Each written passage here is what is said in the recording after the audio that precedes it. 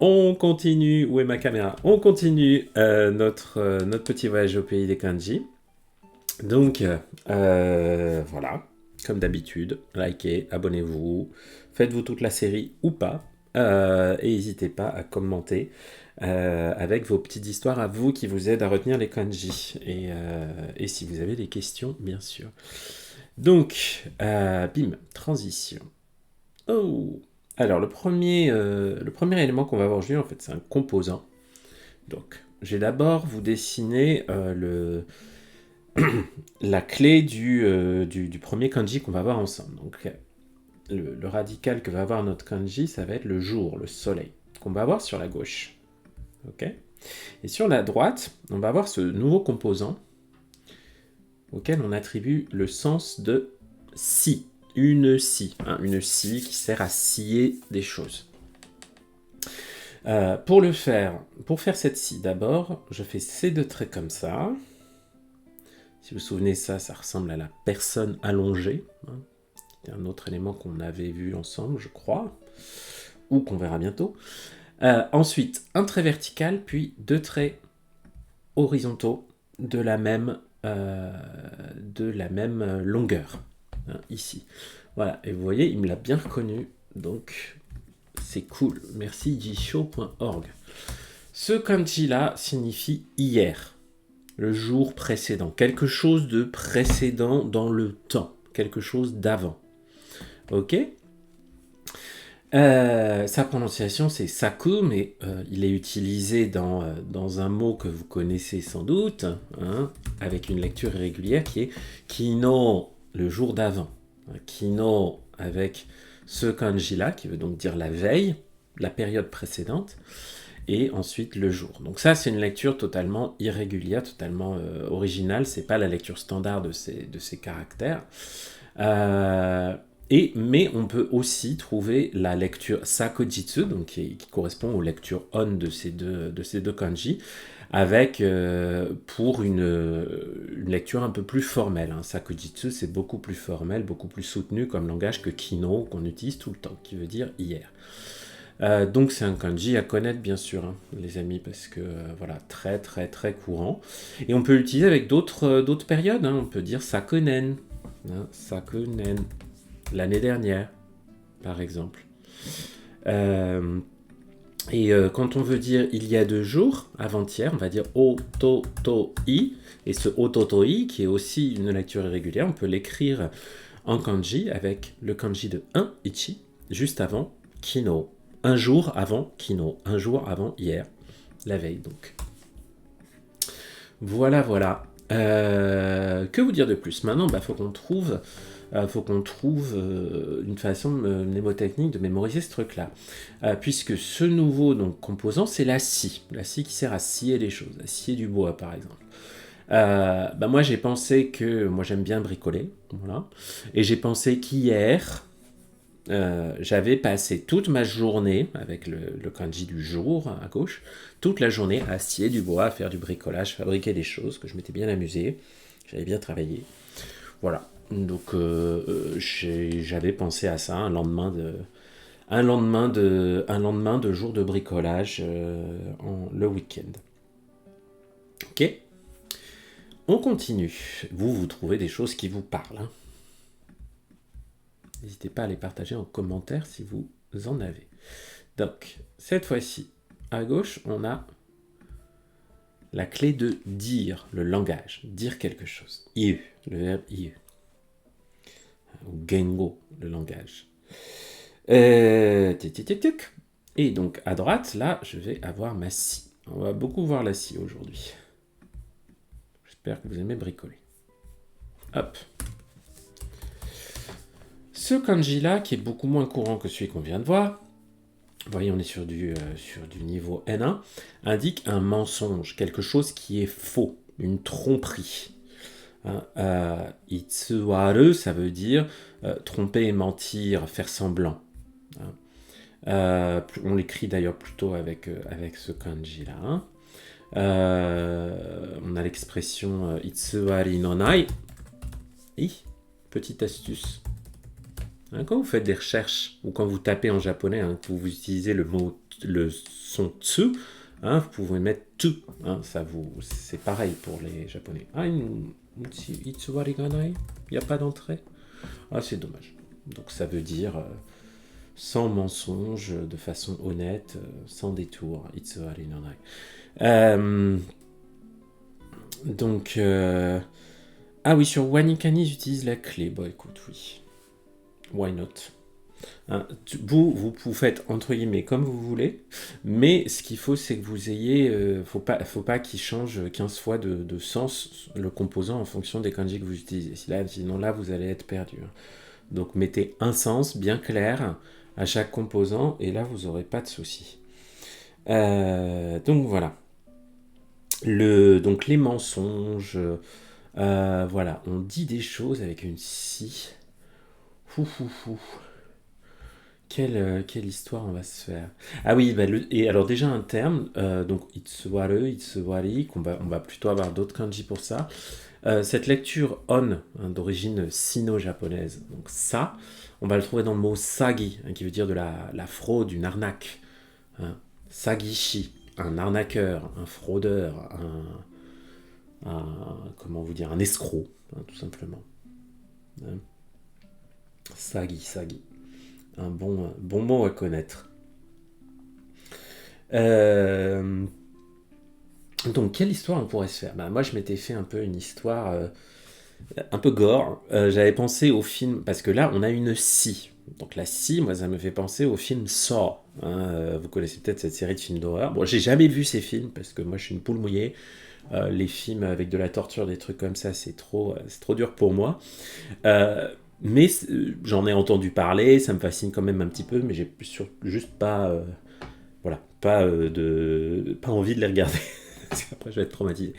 Mais je sais que dans Saw, donc notre bonhomme là, donc j'ai pensé à la scie, Saw, voilà, c'est parce que Saw ça veut dire scie en anglais.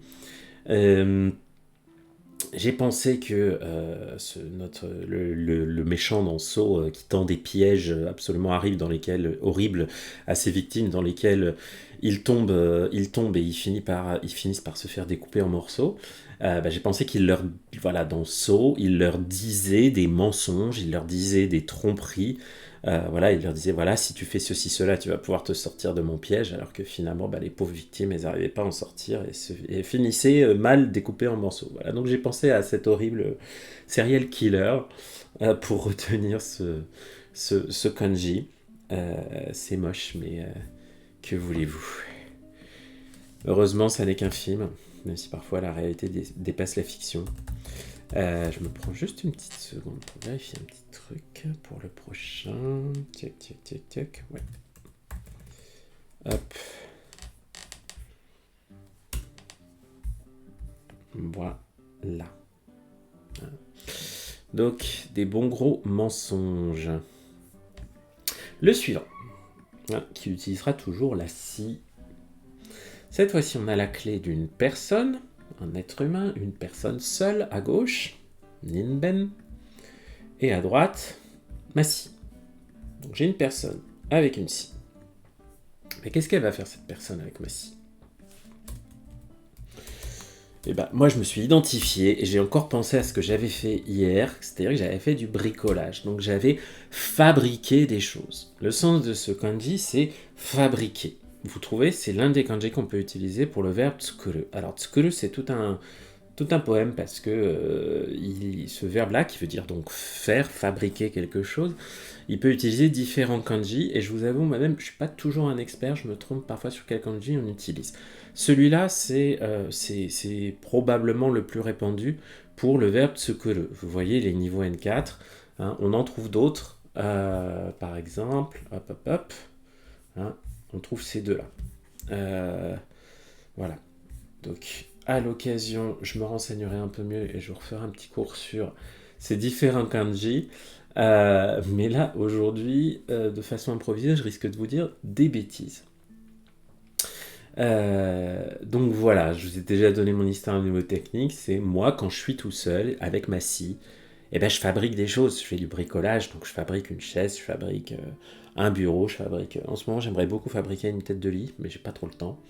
Mais je ne désespère pas un jour de fabriquer ma tête de lit avec des planches de bois. Parce que je n'ai pas envie de me ruiner à acheter une tête de lit toute faite. J'aimerais un truc sur mesure. Voilà. Cette prononciation, on la trouve par exemple dans... Oh, ils ne nous la mettent pas, mais c'est dommage. Hein, dans Saka. Mais non. Voilà, Saka, l'auteur. Hein, vous voyez le saku qui se retrouve un peu comprimé au niveau du son, qui fait, donc plus haut que dire sakka, on dit Saka. Hein, qui veut dire un auteur. Hein. Le kanji de la maison, souvent ça fait référence à des professions aussi. Hein, Saka.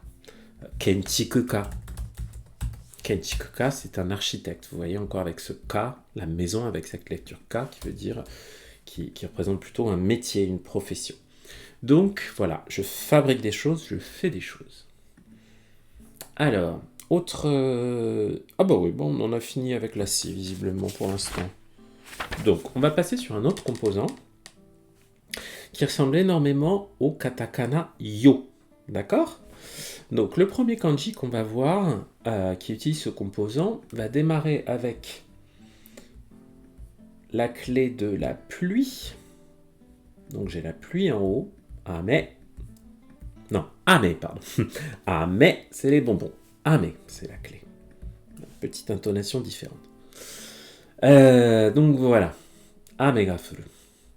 La pluie tombe. La pluie tombe sur quoi? Donc sur ce composant qui ressemble beaucoup au yo en katakana. Hein, je vais vous le taper là, yo. Ah zut. Bon, c'est pas grave. Hop, il me l'a trouvé là. Hop. Voilà, hein, le yo en katakana qui ressemble énormément à ce composant-là, qui est peut-être un tout petit peu plus étendu en largeur. Hein. Donc, la clé, ça c'est un kanji très connu. Hein. Kanji très connu puisque c'est la neige. Yuki, comme dans la chanson Yuki wa furu, anata wa konai. Tombe la neige ne viendra pas, ce soir. Chanson d'Adamo qui a été très populaire au Japon. Donc Yuki. Yuki, la neige. Sa lecture on, c'est Setsu, qui est un peu plus rare, mais sur laquelle on tombe quand même de temps en temps. Dans certains composants, pareil. Est-ce que ça existe, Setsu Raku? Non, c'est pas celui-là. Hein. Voilà. Plutôt Rakusetsu. Une petite chute de neige. C'est pas nadare. Un nadare, c'est une lecture régulière, vous voyez. Qui veut dire une grande avalanche, une vraie avalanche. Donc, Yuki ou Setsu. Et ce composant, je vous ai toujours pas dit le sens qu'on allait lui donner là. Donc, le sens, ça va être un balai. Un balai. Hein, vous regardez un petit peu, ça ressemble peut-être à l'embout d'un balai brosse. Quelque chose comme ça, hein, qui serait mis horizontalement. Vous voyez, il y a le manche là. Enfin, le manche, on ne le voit pas là, mais imaginons qu'il y a un manche. Et qu'au bout, il y a ce balai brosse. Donc vous pouvez penser que c'est un balai brosse. Pas un râteau, parce que le râteau, on le verra plus tard, c'est un autre composant. Donc j'ai mon balai brosse et j'ai de la pluie. Eh bien, la neige. Imaginons que j'ai beaucoup de neige qui est tombée devant chez moi et que je dois l'enlever. Peut-être que j'ai même plus de pelle et que je dois utiliser un balai brosse. Et c'est pas très pratique parce que quand je pousse avec mon balai brosse, eh bien la neige, ça devient un peu de la flotte, hein, ça me dirait un peu de la pluie. Voilà. On peut se faire une petite histoire comme ça en disant voilà, je croyais qu'il avait plu, mais en fait, quand j'ai passé mon balai brosse, j'ai vu que c'était de la neige et que c'était un peu compliqué à enlever. Il faut mieux avoir une bonne grosse pelle, comme au Québec. Voilà. Ça fait toujours doucement rigoler les Québécois quand la France s'arrête parce qu'on a quelques chutes de neige pas prévues. Eux qui sont rodés à ça. Ok, alors, le prochain. Attention, visuellement un peu compliqué, mais on va y arriver. Donc cette fois-ci, on a quoi? On a la clé du métal. Hein, vous savez, l'or. L'or, kin, hop, avec le dernier trait en bas qui a un peu de biais. C'est une clé qui souvent fait appel à tout ce qui est les métaux, les choses métalliques. Ensuite, on va avoir notre petit hop, notre petit balai, notre petit balai brosse. Vous voyez que cette fois-ci, là, quand il est ici, là, le trait dépasse un petit peu sur la droite, le trait du bas. Et en dessous, on va avoir des grains de riz. Tchac, tchac, tchac. Attention, c'est pas l'eau, hein, ici, c'est les grains de riz. Vous voyez, les traits là ne touchent pas la partie centrale. Ils sont un peu éclatés comme des petits grains de riz. Voilà. Alors, le sens de ce kanji, il n'est pas évident à déterminer à partir des éléments visuels qui le composent. Ça veut dire l'enregistrement. Enregistrer quelque chose. Ou d'ailleurs, excusez-moi. Allez, on y va. Donc, l'enregistrement. Dans le sens, voilà, j'enregistre des trucs. Vous voyez cette lecture roku, on la trouve par exemple pour rokuon. Hein, rokuon, c'est un enregistrement sonore, un enregistrement audio, c'est-à-dire des sons qui ont été enregistrés, des sons qui ont été enregistrés. Voilà, les lectures shirusu toru, on va pas les trouver très souvent avec ce kanji, franchement. Donc c'est surtout roku. Hein, ça peut être aussi un enregistrement dans le sens des archives, par exemple. Hein. Kiroku. Kiroku, hein, c'est des transcriptions, par exemple, des documents qui ont enregistré des faits, qui ont, voilà, hein, fait par un greffier, par exemple. Donc relativement courant, hein, ce kanji, vous voyez, N2. Voilà. Alors, en revanche, comment on va le mémoriser, celui-là, hein. Moi, j'avais pensé, alors comme moi j'ai grandi dans les années 90, on avait des cassettes VHS. Hein, des cassettes, j'avais aussi des cassettes audio, des choses comme ça. Et c'est ça qui m'a fait le lien avec les enregistrements. Donc j'ai pensé à des enregistrements sur cassette. Et parfois, on se retrouvait, comme c'était des bandes magnétiques, on avait des petits problèmes matériels. Hein, les gens qui étaient là à cette époque se souviennent que parfois on avait la bande qui sortait, qu'il fallait mettre un stylo dans la cassette audio pour rembobiner et tout, parce que la bande était sortie, ou la bande de la cassette VHS c'était coincé dans le magnétoscope, ce genre de choses. Coucou abeille dans le chat. Donc moi j'avais pensé une situation particulièrement embêtante, qui était que j'avais des petits grains de riz qui s'étaient glissés dans ma cassette VHS. Et que j'utilisais une brossette, un tout petit balai. Vous imaginez un tout petit balai comme les trucs qui servent, une petite brossette qui sert à nettoyer des objectifs d'appareils photo. Pour nettoyer les parties métalliques et essayer d'enlever les grains de riz pour essayer de sauver ma pauvre cassette VHS ou cassette audio ou mon pauvre magnétoscope dans lequel il y avait des grains de riz qui s'étaient coincés et qui du coup ne fonctionnaient plus. Donc c'est comme ça que j'avais regardé l'idée de cet enregistrement vraiment sur une cassette très old school, quoi. Le suivant. Alors le suivant il n'est pas facile. Hop. On a donc un balai. Ensuite, on a encore les grains de riz. Hein, si vous voulez, vous pouvez faire une histoire spécifiquement sur le balai avec les grains de riz. Et à droite, on va avoir un sabre. Le sabre, c'est un dérivé de katana. Ce kanji-là a le sens de... Alors, vous voyez, il y a plein de lectures, mais on n'est pas là pour toutes les mémoriser, vous inquiétez pas. De quelque chose qu'on décolle, qu'on gratte, qu'on fait peler. Imaginez, par exemple, quand vous achetez un nouveau téléphone et qu'il est recouvert d'un petit film plastique protecteur, le moment où vous prenez cette petite peau en plastique et que vous l'enlevez, c'est vraiment ça le sens de ce kanji. Hein, ou le moment où vous allez éplucher la peau d'une pomme, par exemple, ce genre de choses. Hein. Donc voilà, ça c'est le sens de muku, par exemple, où vous allez enlever quelque chose, enlever une couche, ou hagareru. Hagareru, c'est je pèle, quoi. J'ai la peau qui pèle, par exemple. Voilà. Donc, quelque chose qui pèle, un film qu'on enlève, une couche qu'on enlève, qu'on gratte un peu. C'est tout le sens de ce kanji. C'est quoi le mot-clé que j'avais mis de mon côté, moi? Moi j'avais mis pelé comme sens. Donc il y a quelque chose qui pèle. Moi, on peut continuer mon histoire d'enregistrement là, de cassette VHS sur laquelle j'ai essayé d'enlever les petits grains là.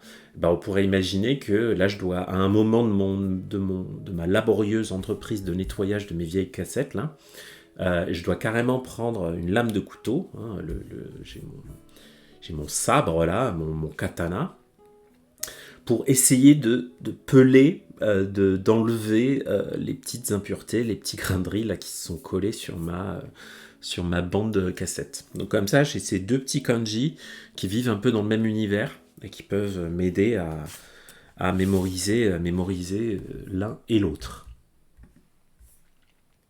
Ensuite, le suivant, je l'aime pas du tout. Ah, je l'aime pas du tout, je le trouve très très moche visuellement. Ah, je l'aime pas du tout. Bref. Alors, il commence avec le ballet, il continue avec l'artisanat. À droite de l'artisanat, j'aime pas les trucs qui sont très verticaux comme ça, je trouve ça tout écrabouillé. À droite de mon artisanat, j'ai la bouche. Et en dessous, j'ai la colle. Vous voyez, c'est très moche ce que j'ai dessiné, mais en vrai, c'est un kanji très... Je suis désolé, ce kanji-là, non, il est irrécupérable, il est super moche. Au niveau du sens, il est intéressant, parce que c'est le kanji du verbe tazuneru, qui veut dire poser une question à quelqu'un. Se renseigner auprès de quelqu'un. Lecture Hiro, je connais pas. Oula, oui, d'accord. On va pas aller chercher là-dedans, hein. On va surtout retenir le tazuneru. Et Jin, on le trouve pas mal. Jinmon. Dans quoi je l'avais trouvé ce Jin? Jinjo. Non. Ouais, Jinjo, hein, quelque chose d'habituel. Où là, il a pas beaucoup de... Il a... Ouais, ce kanji n'apporte pas grand-chose en termes de sens au schmilblick du mot Jinjo, je trouve. Donc voilà, le verbe tazuneru, poser une question, quelque chose. Franchement, j'ai toujours eu beaucoup de mal. Alors, l'avantage des kanji moches, c'est que parfois ils nous frappent un peu visuellement et donc on arrive un peu à les retenir en l'état. Du moins, pas forcément à retenir comment les écrire, mais au moins on arrive à les retenir visuellement suffisamment. Moi, je suis quelqu'un de très visuel à l'origine, c'est pour ça que ça m'a été très difficile d'apprendre les kanji parce qu'ils se ressemblent tous tellement. Tant qu'on les analyse pas un à un, composant par composant. Et donc ce kanji là, voilà, comme il a une forme un peu particulière là, très bizarre, j'ai toujours un petit peu retenu un peu comme ça. Néanmoins, qu'est-ce qu'on pourrait lui mettre comme histoire, hein? Il veut dire tac. Ah, je suis allé trop vite. Voilà. S'enquérir, poser une question. C'est ça que j'ai mis, ouais. Interroger, le mot-clé que j'avais mis dans mon deck.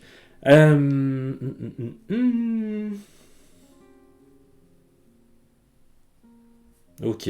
Bon, on va prendre l'histoire de ce qu'a mis Ciel de Ville.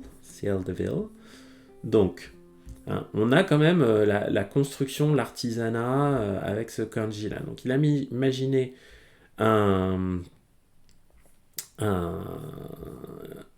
quelqu'un qui est en charge du ménage avec un balai, qui pose une question à l'artisan et qui se met un peu à trop activer sa bouche là. Il parle un peu trop avec sa bouche en se plaignant et résultat, l'artisan lui demande de préparer de la colle le reste de la semaine. Ouais, pas terrible cette histoire. On pourrait faire un truc avec quelqu'un qui sniffe de la colle. Ah ouais, ouais. savez ce qu'on va se faire? Ouais, on va se faire. Donc on va penser à l'artisanat et au balai. Donc artisanat, balai, on va penser à une femme de ménage, d'accord? Quelqu'un qui, ou un personnel de ménage, quelqu'un qui fait le ménage professionnellement, c'est son travail. Et,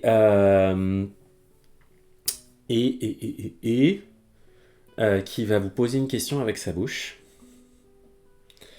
qui est où est la colle? Parce que la pauvre femme de ménage, par exemple, elle vient de casser un vase, un joli vase précieux, en faisant les poussières, ou en faisant le ménage avec son balai, là. Et donc, elle se demande maintenant où est la colle. Elle pose la question avec sa bouche, de savoir où est la colle pour pouvoir essayer de réparer son petit accident. Voilà, voilà. Alors, next one. Donc, on va avoir notre petite serpette, cette fois-ci. J'aime bien lui donner une tête de serpette à cette espèce de petit truc-là. Petite serpe. C'est aussi un élément qui veut dire ligoté. Hein. Le fait d'être ligoté. Et en dessous, j'ai mon balai. Et en dessous, le cœur, l'esprit. Ce kanji-là, oh, qui m'a pas reconnu pourtant. Oh, pas sympa. Allez, on va le refaire. Hop, hop. Je suis un peu vexé qu'il me l'ait pas reconnu, parce que je trouvais que je l'avais pas trop mal dessiné là.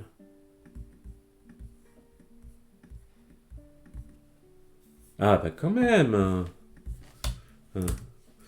Donc ce kanji-là, c'est un kanji important à connaître. C'est le verbe isogu qui veut dire se dépêcher.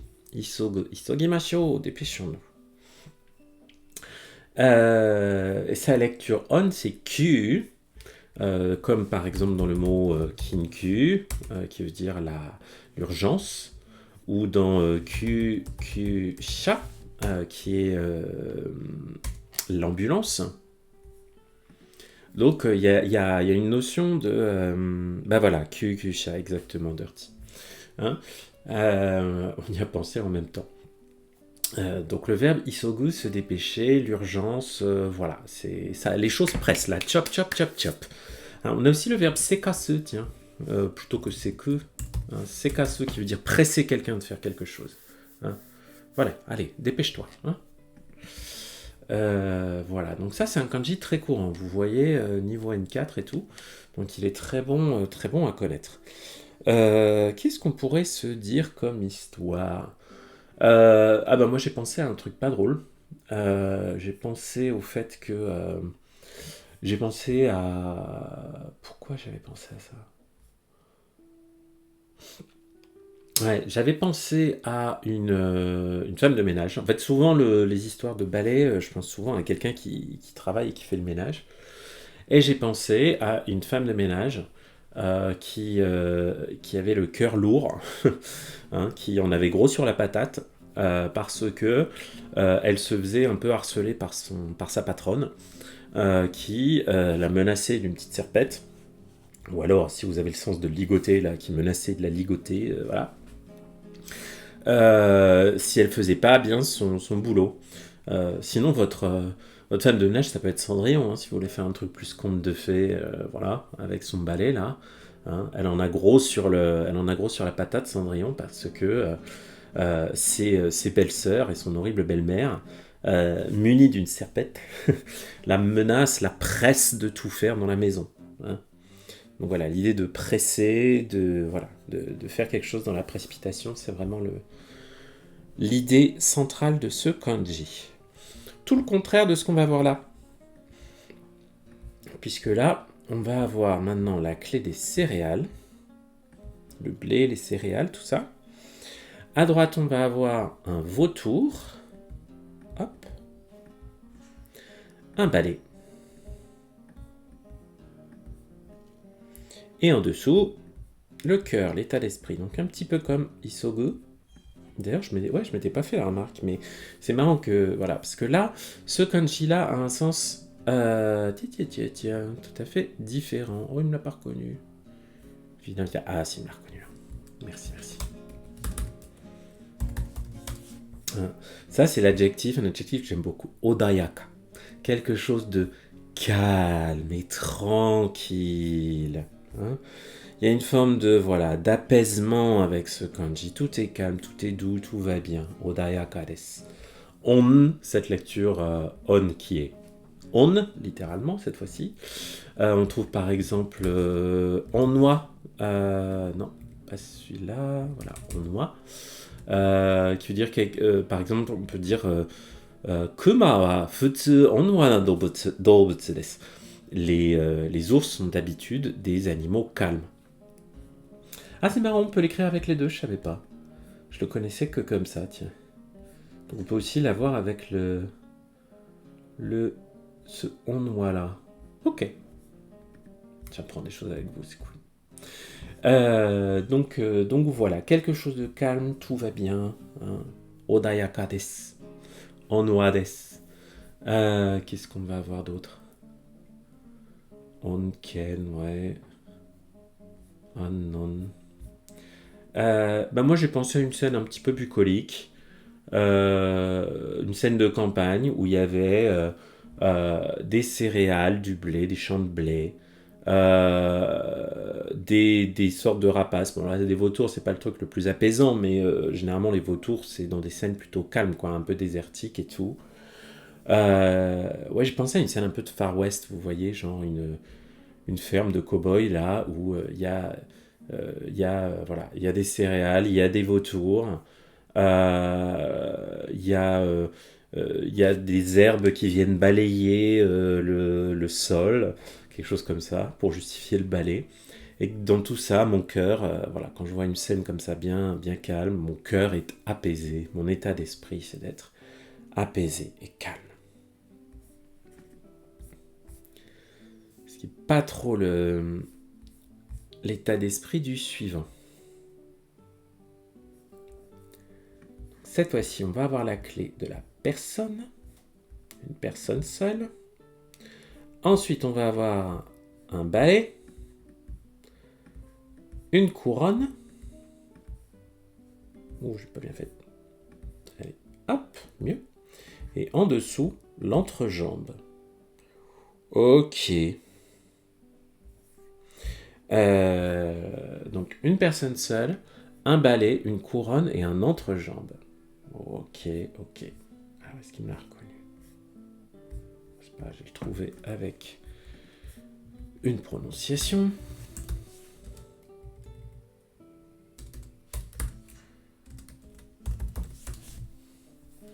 Donc, ce kanji, c'est le fait d'envahir, de commettre une intrusion ou voire d'agresser. Enfin voilà, vous allez à un endroit où vous n'êtes pas censé aller et voilà d'une façon assez agressive quoi. Hein.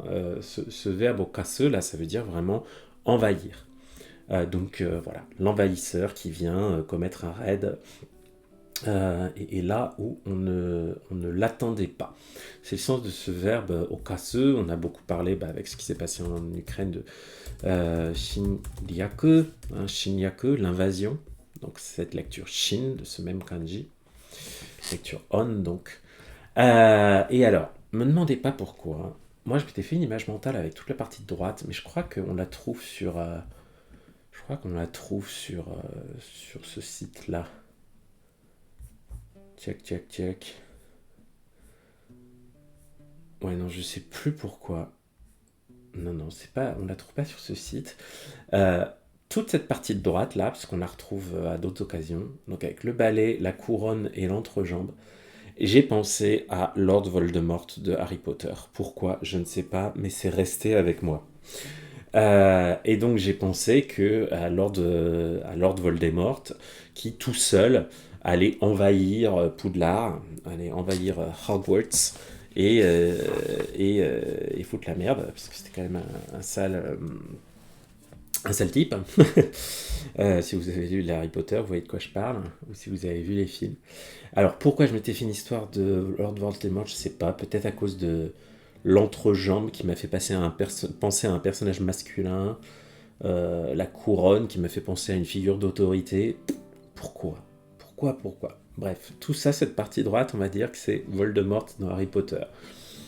On va la mettre comme ça. Vous pouvez vous en créer, vous, une autre image hein, qui vous parle bien à vous. Mais cette image, on va l'utiliser aussi dans le suivant. Donc, dans le suivant, on a cette fois-ci la clé de l'eau. Sanzé, hein, les 3 gouttes d'eau. Et à droite, on a encore Lord Voldemort. Le salopard. Dis donc, il a vraiment du mal à me le reconnaître celui-là. Bon. Ah bah si, il est là. Cette fois-ci, qu'est-ce qu'il va faire avec de l'eau, Lord Voldemort? Eh ben, il va s'immerger dedans. C'est le sens de ce kanji avec le verbe hitarasu qui veut dire immerger quelque chose, mettre dans l'eau, ou hitaru qui veut dire être soi-même, faire trempette, quoi, se mettre dans l'eau. Je sais pas si vous vous souvenez de l'histoire du premier Harry Potter, mais à un moment, Lord Voldemort allait boire du sang de licorne ou je sais plus quoi. Coucou Parallax. Il allait boire du sang de licorne pour rester jeune ou je sais plus quoi. Mes souvenirs sont vagues. Moi, j'ai carrément imaginé qu'il s'immergeait dans du sang de licorne, quoi, qu'il s'immergeait dans une espèce de liquide pour essayer de retrouver ses pouvoirs, tout ça. Donc cette image que je m'étais gardée avec voilà, Lord Voldemort qui s'immerge dans un liquide pour essayer de rester en vie, retrouver sa gloire passée. Voilà.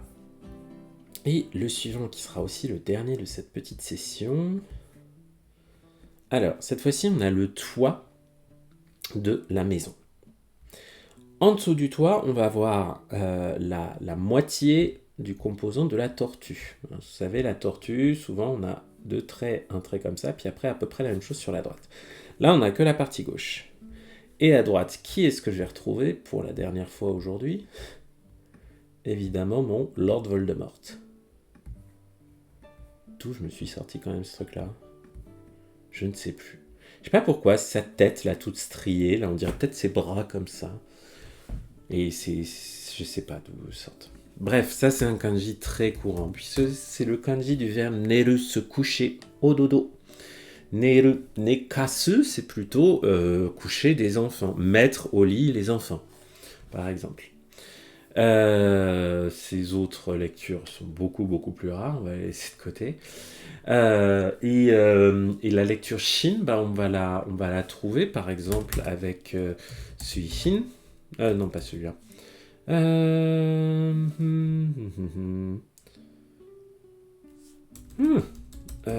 me viennent plus les mots avec Shin. Non, pas Hirune, Neru, blablabla, pas Nebo. Shindai, mais j'en ai des plus courants. Oui, Shinshitsu, voilà, une chambre à coucher, Shinshitsu. Donc la lecture Shin, on la trouve aussi de ce kanji. Donc, je suis dans la maison, j'ai une tortue et j'ai Lord Voldemort. Alors, si vous connaissez un peu Harry Potter, désolé, je suis très Harry Potter aujourd'hui, il a un serpent avec lui. Bon, moi j'ai imaginé qu'il n'avait pas un serpent avec lui, mais qu'il avait une tortue, parce que voilà, c'est ma version déformée pour apprendre les kanji. Et que dans sa maison, tous les soirs, il se couchait à côté de sa tortue, Lord Voldemort, parce que sa tortue allait le protéger si jamais quelqu'un essayait de le zigouiller dans son sommeil. Voilà. Donc une séance un peu rapide, mais vous voyez, même quand on va vite, on peut trouver le temps de faire des histoires un peu rigolotes.